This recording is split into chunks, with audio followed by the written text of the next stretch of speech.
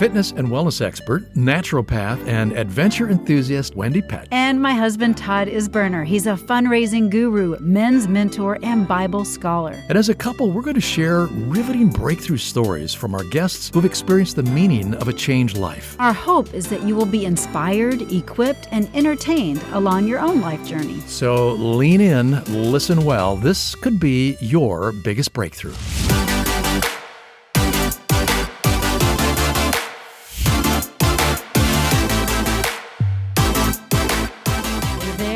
Welcome to another episode of Your Biggest Breakthrough. I'm Wendy Pett. Yes, and I'm Todd Isberner. And we're glad you're here. We sure are. Yes. Thanks for taking the time. I think you are going to say this was time really well spent today. Yeah, here's something that we're going to just like dive right into. This is the intro of this whole thing. Are you going to set this up? Exactly Is that what you're saying? I'm trying to say. All right, good. So here's the setup. Here's the setup. Right. Ready? Have you ever been told one thing, Todd, and it turns out that the actual truth was completely different than what you were told? Oh my goodness. Are you kidding? Probably lots of times. Yeah, I mean, hello, politics in general. That's a whole nother episode. But here's something else that comes to mind. You know, when we first met, you are a striking blonde, and your blonde hair is just so attractive. And I think you even showed me pictures of when you were a child with all this blonde hair. And I just almost figured, white. I figured like you are the real deal adult, authentic blonde. Until I started to notice some other things. It's a different color beginning to emerge. Okay. And I realized, hey, wait a minute. No, you wait a minute. Why are you saying fully, this? totally blunt. Well, I think you help it out a little bit. But anyhow. I do help it out. It's probably a bad illustration. It really is. Well, I am blonde. Didn't turn out to be like I thought. Dirty dishwater blonde now, thanks to maturity. Hey, maybe I should talk about the color of your hair. I don't think so. I think it's showing through pretty good. Anyway, yeah. So can you imagine, actually, those are little silly things, but can you imagine being told that you have a disease that you never had? And I'm not talking like you had this disease for just a short while. No, I'm talking you've been told this for over 30 years, a debilitating disease. Can you imagine that? I can't even fathom that because, I get nervous when I go to doctors anyhow, because you realize they're doing their best. Absolutely. Yeah. And sometimes they're going to not get it completely right. Right. Well, we have a mind-blowing story, but it's got a lot of lessons built in. And so Jean Abbott is our guest today, and she was misdiagnosed as a young child with spastic diplegia. It's a form of cerebral palsy. And after 33 years of countless doctor's visits, medical procedures, unnecessary medications, and surgeries, she was correctly diagnosed finally with Dopa Responsive Dystonia, DRD, and given a new life. Jean is the author of Misdiagnosed, My 30-Year Struggle with a Debilitating Disorder I Never Had. She's also appeared on the Today Show, Good Housekeeping, and the UK's Daily Mail to share her story. And since then, an overwhelming number of people from around the world have contacted Jean to tell her how inspired they've been by her journey from wheels to heels. Yeah, you're going to hear more about that. And as a mother of 3 children, Jean enjoys all the adventures of her new life, but wouldn't change the journey that brought her to where she is today. And that that blows me away. So she's got this positive attitude. She's highly contagious, and she's encouraging others to appreciate the little things in life. That's right. So welcome, Jean Abbott, to Your Biggest Breakthrough. How are you, sister? Good. It's so good to be here. Thank you. You're so welcome. We're just glad that you took the time, and you have such an incredible story, and we want to hear this entire story. I know you're gonna just kind of unfold it for us, but from how you went from a wheelchair, a scooter, to normal physical activity. I think, but what I think about is after 33 years of suffering, needlessly to say the least, of a misdiagnosis, you say all the time, because I know you were friends, but you say you would not have changed this journey and you would go through it all over again. What? Yeah. Why? Wow. What are you talking about? Unpack that. I know. Maybe I'm crazy, right? No, I'm not. If you are, it's a good crazy. But we want to know how. I just, from when I was a really little kid dealing with all my physical limitations, right from the beginning, I just felt like it was part of God's plan. I thought it was to show the world that one could be positive despite their physical limitations. So I had accepted what was from a young age. And, I went 30 years with limited mobility. And by the time I was 33 and received that correct diagnosis, and, everything changed overnight. And I started blogging and writing my book. And then, as you know, my story went viral. And I was scared to death to share it. To go on national television. I'm not a public person. And so, to put myself out there, but then I thought, okay, if it helps one person, then it will make everything I went through worth it. And I've been really fortunate. There have been over 25 people to get a correct diagnosis from hearing my story. Is that right, Jean? That number keeps growing. And it's good. That is an amazing gift. I feel so blessed. It's almost like, God set me up to help other people. I had a lot of challenges. I still have challenges. My life is not perfect, as no one's life is. But those challenges are always, I think, preparing us for something much bigger. Your attitude, something that we don't ever expect. Your attitude is just is strikingly different from most people, because the tendency would be to look back and you kind of have these regrets and this anger and all that. And it just seems like you've taken the focus off of you. You've put it on God and how he can use you to be a help of others. So where did this faith journey begin for you? You said as a child, you started to trust God on this. And how did that all start? Oh, I grew up in a home where, faith was a really big part of our everyday life. And I can remember being a really little kid and my mom saying, just pray to God that one day he'll heal you, that one day you'll get better. And, I did that for a very long time. And then I guess I kind of got to a point of just acceptance. This is what it is. I can't change it. And so I just got to stop you there, because you accepted this debilitating condition. You didn't give up on God, which is what, a lot of people would think, well, so where is God? He didn't answer your prayer, but you just hung in there. You continued to trust God, even though your prayer wasn't answered the way in which you wanted it answered.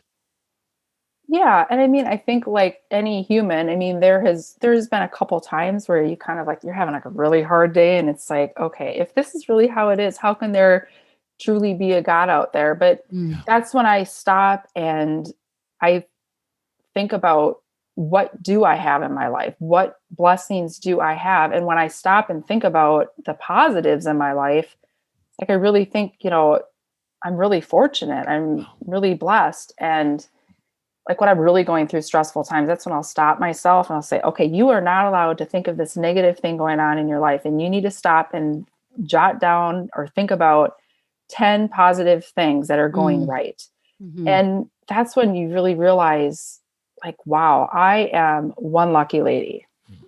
You're just amazing, Jean. Well, that's our listeners' assignment right now. You're going through something bad. Take a moment. List out 10 things. Come on. Yeah, I'm gonna do it right now. It's so practical. That's it's so good. So I want to know. Let's kind of go back a little bit more, like when you were young, and your family was kind of, I guess, embracing this belief that this is what was going on with you health-wise. How did this play out in your family? And do you have siblings? How did all this play out with this diagnosis that was misdiagnosed? Sure. Well, I think one of the things that probably helped is really the only time we talked about my disability was at the doctor's appointments. I learned at a very young age that, yes, I was going to have challenges, but this disability wasn't going to define me. I could still go and live a normal life. I just might have to do things a little bit differently.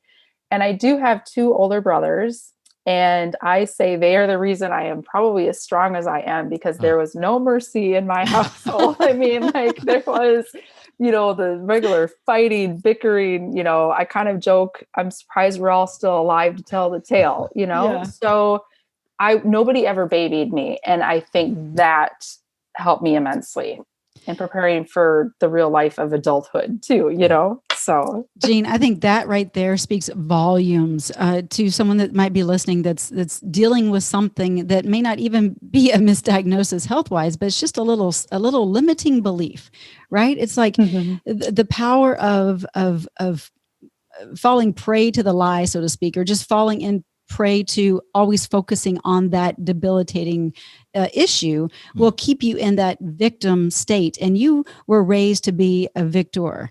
Your parents were like, you know what, we're not going to, keep talking on this. We're going to just, face it head on and just encourage her to live a life that is stronger and that she can do all things. And so how would you encourage someone right now that's listening that might be having a limiting belief in their own life? What would you tell them to do besides making this top 10 list of gratitudes?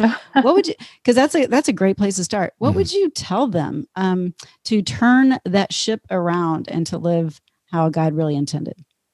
Well, yeah, because I even find, I've always had a really close relationship with God, but as I go through different types of struggles and different types of challenges, it's almost then like I almost need to change my prayer focus. I need to change how I'm going about being closer to God. So I really like different devotionals. For the longest time, I, would read Jesus Calling every single day. And then I get to a point where it's like, well, now it's like I've done that a lot, and that's not cutting it for me anymore. So I need to change a little bit. So right now I'm actually doing the daily readings from Crushing by T.D. Jakes, which this has been super helpful. Or The Praying of a Strong Woman is a book I've been using. So sometimes I just find I need to shake it up a little bit to make sure I'm not just going through the motions of like checking the box of, okay, I've said my prayers today and I've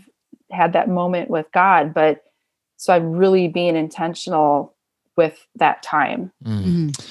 So I have a feeling some listeners are sitting like on the edge of their seats in suspense, wondering, so like exactly what happened? What did you go through? What was your story? What was this miraculous healing? And what did you experience? Yeah. So let's go back to when that first started for you. What were the symptoms? What were the misdiagnoses? How did you handle it? How many years? Just give us the whole story. Okay. Well, in the nutshell, right? Because it's a long one. Well, no, you can break it down. No. It's a fascinating story. It is. And I saw the interview on the Today Show and just, wow. Yeah. So tell the story. Yeah. So, I always, I was probably diagnosed around age 4 or 5 with spastic diplegia, which now falls under the umbrella of cerebral palsy. And so, I really did have limited mobility, limited use of my arms and my legs. Surprisingly, I always did very well in the morning, and I would get worse as the day would go on. Sleep was a huge factor in my symptoms. If I didn't sleep well, I couldn't walk well. Or if I was under a lot of stress, it would really affect my mobility. And as I was starting to get a little bit older, my symptoms started getting worse, which is not normal for spastic diplegia. And then after I had my first 2 children, clearly I wasn't sleeping well then after that. Cause right after we have kids, like sleep is out the window. So my symptoms were getting even worse. Can I just stop you for a minute? Because I don't want us to she rush. Got married. Right. Because this says something about your husband too, because you had to acknowledge certain limitations that you had physically with your mobility and whatnot. And yet that didn't stop the love of your husband from wanting to marry and have a family. Yeah. So, and because that was something I never thought I would marry or have children. I just thought, is anyone ever going to be able to see past all of the physical limitations that I have? And, again, it was, so I thought, I'll never have children. And instead of focusing on that, I just turned it to, I'm going to be the best aunt ever, that'll be okay. Like I'm going to have my nieces and nephews over and fill them up on Coke and candy and watch movies all night and send them home. I was going to be like a young grandma, you were so conditioned to doing the workaround. That's what I love about you. Like you just weren't the workaround, girl. Yes, you were doing the workaround. I like that. I love it. Okay, so you're married. You've got kids. You're going through life, and you are actually in a wheelchair and even a scooter at one point, right? Yep, I was using a mobility scooter, and after I had my second daughter, Sharon, because I was getting worse because I wasn't sleeping as well, I had another procedure done. You know, I've had lots of procedures and surgeries, but I had an intrathecal baclofen pump implanted, which is similar to an insulin pump that diabetics use, except it was giving me muscle relaxers. But in that process, that physician kept increasing the dosage a lot until I was to the point where I had no spasticity, no rigidity. Like I couldn't even sit up in a chair without just falling over. Like I literally lost all mobility that I had. And that was really at a time that then I started dealing with some depression and anxiety because I was going through a major loss. And the idea of putting myself in a nursing home really kind of began to haunt my dreams because my daughters were putting me to bed at night instead of the other way around. And I just thought maybe they're better off with me not in the home. And that was really hard. So I immediately started going to see a counselor so I could get through the depression and anxiety. And she helped me immensely. And that was when I realized I needed to go see another doctor who got that baclofen pump under control and said, something doesn't quite seem right with your diagnosis. I'd like you to go see another doctor, colleague of mine. And I was just skeptical because I had been diagnosed by one of the best doctors in the country. And every other doctor I ever saw said, you are in good hands because he taught all of us. So there was no questioning, this. Sure. And so I made that appointment with that new neurologist. It was on Good Friday, 11 years ago. I wasn't able to walk into that appointment or even drive myself to the appointment. So my oldest brother brought me, where we met Steve there, my husband at the time. And he placed my brother placed me in that wheelchair and wheeled me into the appointment that forever changed my life. We talked about all of my symptoms that I had to deal with as a child and as a mom. And Steve said, it's like someone hits a reset button when Jean gets a good night of sleep, and her face lit up like a child on Christmas morning. And Really? she's saying, I think you have Dopa Responsive Dystonia. What was your first reaction when she said that? Were you like, yeah, right. I've been told so many things. Yeah. How did you handle that? I thought she was crazy. Yeah. She knows this. I've told her that many times. I thought she was crazy and I wasn't going to fill the prescription. Really? Wow. I'm stubborn. I'm very stubborn. That is one of my faults is I'm stubborn. And yet actually it's probably a strength, and that's what's carried you through so much too. Probably. Yeah. And so, but it was like, well, what do you have to lose? There's no side effects from this medication. So I kind of did it to just appease everyone, like, okay, fine. And so, I took it when I got home from that doctor appointment. We went out to dinner that night and I was so exhausted from the appointment. I didn't know if I'd even be able to feed myself with a fork because my muscles were so tight and spastic. And so I just kind of remembered at one point a doctor had said, okay, well, if you're having a night like that, just have a beer or a glass of wine with your dinner. It'll relax your muscles enough so you can function. Wow. And so I had a glass of wine at dinner, and when it was time to leave, Steve came to the chair to help basically carry me out to the car like he always would. And instead of him carrying me, I took his hand and I walked alongside him. And Wow. I was still in skeptic. I just thought that's some really good wine. Like, What's the name of that brand? Yeah, really. I don't know. That's hilarious. But it was, 3 days later on Easter Sunday when I was standing in the parking lot waiting for the Easter egg hunt to start, that Unreal. I was standing there without holding on to anyone, which was probably the first time in about a decade. And that was when I realized that my life had changed. And there was a connection to God in that moment that I have never experienced in my life before. And like this amazing calmness came over me.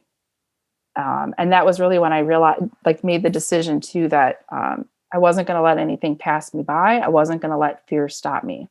Because although this was an amazingly positive change, it was still scary as heck because everything was new to me. Even just walking to the mailbox was scary because I had not done it in so long. So we were conditioned for 33 years to function a certain way. Yeah. All that change. And I think the beautiful way in which God wanted to pour his love out on you by you being diagnosed in a new way on Good Friday, and then on Easter Resurrection. Sunday. Wow. I mean, seriously, like full on man. standing there with no help. I mean, if that's not a parallel, it's just beautiful, beautiful. I know. And I was 33. Oh my goodness. Sure. No, seriously. And you'd had the misdiagnosis for what, 30 years or 33 years? I mean, yeah, about 30 years. But 30 years. I mean, You were 33 years old. Okay, Wow. I love it. Go, God, go. I mean, it's like, you can't make this stuff up. And Right. I sometimes say, like, if this didn't happen to me personally, You wouldn't believe it. I wouldn't believe it, because it seems just so crazy, you know. Wow. But miracles happen. Miracles. Yeah, I wonder if you're, I wonder what your doctor's reaction was. And are you able to give us her name? I think she just deserves such a. Oh, my current doctor? Yes. Yeah. So she's Dr. Martha Nance. Dr. Martha Nance. Yeah, she's the one doctor I can actually say her name. Yes, because she would have had, I'm certain, there had to be a level of confidence and courage in her when she recognized what she believed this truly is and what it wasn't. And man, wow. Yeah, and the slim chance of her having this information over and beyond all the other doctors. What a miraculous connection that is. I mean, God is in the details. I can imagine the doubt in your mind, just thinking, wow, she's just not fired on all cylinders here, because I've been through this for 33 years and all these doctors and all these meds and all this stuff. But for within 3 days to receive what is like a miraculous healing because of the right doctor and the right medication. That must give a lot of other people a lot of hope, even though they haven't found the answer yet to their problems, correct? What would you tell them who are still praying, still struggling, still, under the care of certain physicians that have diagnosed something? There isn't a miracle cure for everybody. How do you help that person along? There's not a miracle cure for everyone. I think it's just, we have to trust. We have to trust that God has a plan for each and every one of us. And if we hold on to the bitterness, the hatred, then we will be imprisoning ourselves. And, that's kind of even in, getting my correct diagnosis, people are saying, well, aren't you mad that you missed out on so much, that it took so long? But if I had received that diagnosis at an earlier age, my life would have been very different, and I probably would have gone to a different college. I wouldn't have met Steve, so I wouldn't have my 3 kids. So I think it's important to keep hope during hard times, but it's also important to reach a moment of acceptance for what we can't change and to just go by it day by day. And depending on how hard the struggle is, you might have to go hour by hour. Wow, that's a good word. Jean, I'm curious how your husband and your children responded in this moment. Like, I mean, their mom is standing and at an Easter egg hunt, and they've never experienced this mom before. So how did they respond? Oh gosh, And how old were they at the time? It was just shocking. So my daughters were 7 and 5 at the time. And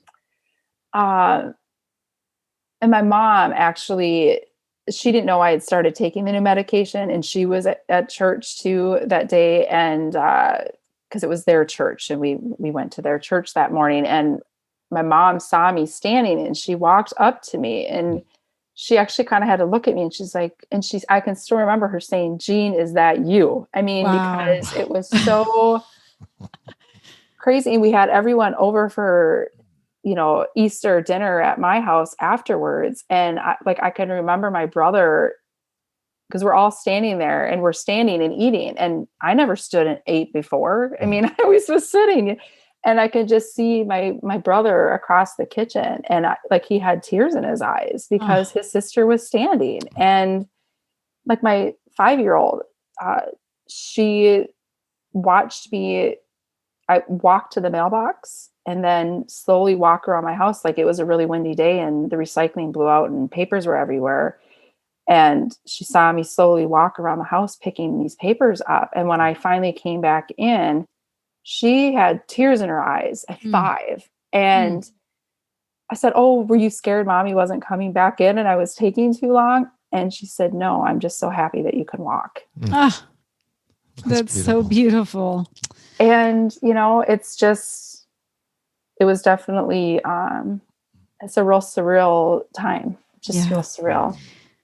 Go ahead. So you've mentioned a couple of times family, and obviously going through this before you were given the correct diagnosis, you were leaning into God big time. But talk a little bit about the other kinds of support that you had around you and what that meant for you, and how in turn we can be a good support system for others who are going through things. Yeah. You're right. I mean, I'm very fortunate because I have an amazing family. My parents are amazing. My brothers are amazing. Anytime I need something, if I pick up the phone, they'll be there. Now, I understand not everybody has that. But you need to find your support system, whether it's friends or church members or people from your school or your community, because I don't care how strong you are physically, emotionally, spiritually, there will be times that you can't do it alone. You need someone there to help you. And I said earlier, I'm stubborn. And in my years of being physically limited on what I was able to do, I did not like accepting help. I did not like accepting help. I had to do it myself. Like that was just how I was. Did help make you feel weak, accepting help? I think so. Like I needed to be strong. I needed to show the world, that I can do this, But now as someone that has more mobility, and when I see friends going through a hard time, whether it's, I had a friend that lost her husband or, people going through whatever obstacles, I try and offer my help and my support by offering my time and helping them. Yes. And at first, sometimes they say, no, I've got it. I can do it. And I just say to them, if you let me help you, you're actually giving me a gift. Yes. I think that's so important that if we don't let others help us, we're actually being selfish because it feels good to help other people. That is such a good word, Jean. And God created us to be in community and for that very reason, right? So that we can help others. And when we take the focus off of ourselves and are helping others, then those gratitudes show up and we see our life in a different way and all that. So I love that you are all about community. And with that, there's so often when those people don't let you in immediately, they're not ready. What would you say for them as far as that first step to accepting assistance would be? What would you do? Would you first tell them, what would you say to them? Oh, that's a hard question because I know what it's like, and you start, when you don't accept it in a way, you're almost pushing them away. And sometimes I find too that, like we're talking about community being so important. And sometimes when you're going through a really hard time, you have this expectation of, I know that these are the people that are going to be there for me. But you know what? Sometimes they're not. Sometimes it's the complete strangers that are stepping in and offering help. Yes. To just be as open as you possibly can to let them in. And maybe you have to do it as baby steps. But if you say no, you're pushing them away. It's good. Yeah, that's very key. Thank you for sharing that, because I'm feeling that one for me too. Because it's tough.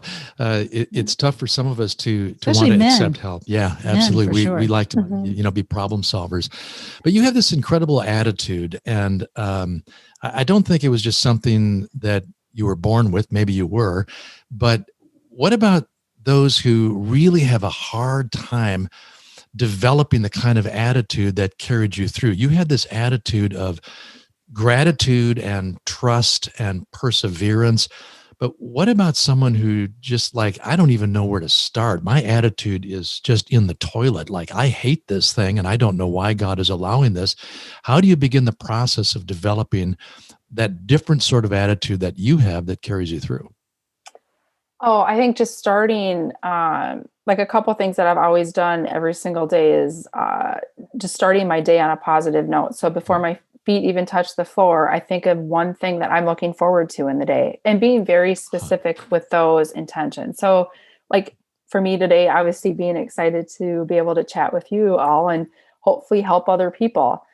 And then before I go to bed at night, I think of 3 gratitudes that I'm thankful for, and not just being, because it's so easy to just say I'm thankful for my family, I'm thankful for my house, but just being super specific in them. You know, maybe it's that you're thankful that you had a great conversation with a friend on the phone. I don't know, just whatever the case may be, but that kind of starts getting you thinking on more positively. And again, when you're having those negative thoughts, thinking that things aren't going right, see what you can do to stop that negative thought to spin it into a positive. Because oftentimes these challenging situations, there is a positive that comes from it. It's just, we have to take the moment to find it. Yes. Oh, that's so good. Very practical. Yeah. I mean, it's like when we do the self-examine in the evenings. Yeah. Yeah. We kind of review the day. Find the good stuff to be grateful for. I mean, that really truly is the key, but the reality is, Jean, you got to start somewhere, right? I mean, it's just not going to, God isn't just going to come along and drop a good attitude in your lap. You have to begin to work it through. And that's what we love about the disciplines that you've developed and the ones that all of us can develop, to have a better attitude about things and to trust God, even in the stuff we don't understand and the stuff that we don't like. Which I think, if I could just say this, you have a real purpose and a passion. And it seems to me like your purpose is an outgrowth of all the suffering, if I can call it that, for those 33 years. Just talk to that one person who right now is going through and they can't quite understand, how can this possibly be purposeful and helpful when I'm in such rough shape? Yeah, well, and I mean, because I think, God puts us through troubled waters. And if we really look back on past challenges, think about what was the outcome after we got through it. I mean, more often than not, there's good after it. We have to go through these hard times in order to get to the better times. But I also think it's really important for your listeners to know that, I mean, I know I'm like Miss Positivity, but even I have my days where I struggle to be positive. And that's usually when I have to stop and take my focus, even be more diligent about it. Like, I'll have to actually physically write down what my gratitudes are for that day.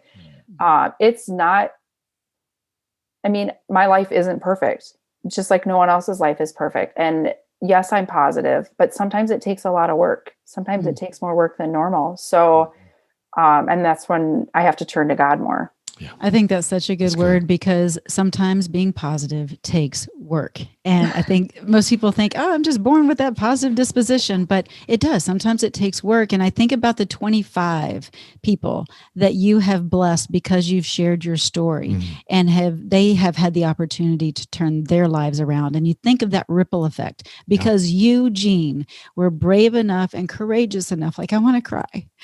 Because I think about the people that need to hear your story and yours that are listening, your story, because it can change the life of somebody else. So thank you for being bold and courageous. I love you dearly, and you are so special to me. And those of you that want to learn more about Jean, they can go to your website, right? JeanAbbott.com. Make sure you get her book, Misdiagnosed. It will bless your socks off and it will help you dive in deeper to her story. But you offer hope. And I thank you for sharing this with our listeners. And you're just such a blessing. So thank you for being on. Thank you. It was a pleasure. Thank you. Thank you, Jean. All right. Thanks. Take care. Talk to you soon. Bye-bye. Oh boy, that's a tough one and such a beautiful story, right? Yeah, I love her tenacity. Yeah, I mean, to develop that attitude and to see things from a perspective that gives hope. And I think this is what God wants for each one of us, to absolutely focus in on those things that we can be grateful for, even though you feel overwhelmed and sometimes drowning in the tough circumstances of life. But look what's happened to her, just because she made a choice to get a different perspective, to trust God, and to use these disciplines of expressing gratitude. Yeah. And having the faith and the, and maybe not at the time, but she took another opinion, someone else's advice. Exactly. So sometimes we get so stuck in that one diagnosis or that one person that's telling us next steps to take instead of actually just really hearing the voice of God and going for it. And she went for it, and, reluctantly, but look what happened when she did. And so if you are listening and you're in a tough place and you're feeling reluctant to even seek out a different solution or answer because you're just so tired and weary, do it anyway. And go to jeanabbott.com and check out her book and see if it inspires you in any way. But we thank you so much for tuning in. Yeah, I have to say one more thing, because the other big part of this is, as she's going through these 33 years, she simply would not limit herself, even though she had physical handicaps that were limiting her. Yeah. But she didn't see it that way. And I just want to encourage you. I'm encouraged. Don't just believe that, you're too far gone. So don't limit yourself. God can do things way beyond your imagination. That's right. If you'll just agree with him and let it go. I love it. Thanks for tuning in. We'll catch you next time on Your Biggest Breakthrough.